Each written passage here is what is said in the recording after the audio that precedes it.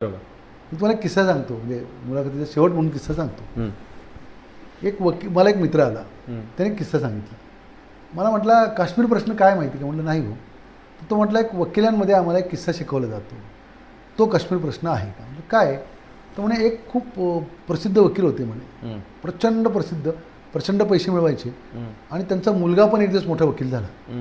तर झाल्या वडिलांकडे मुलगा गेला भेटायला. वडील खुश झाले, म्हणले बाळा काय आता तू मोठा वकील. आणि वडिलांनी एक चांगली केस त्याला शिफ्ट करून टाकली. म्हणले ही केस तू सोमवारपासून तू लढायची म्हटली, जा. बरं. तर तो खुश झाला, म्हटलं वडिलांनी काय मोठी जबाबदारी दिली आपल्याला.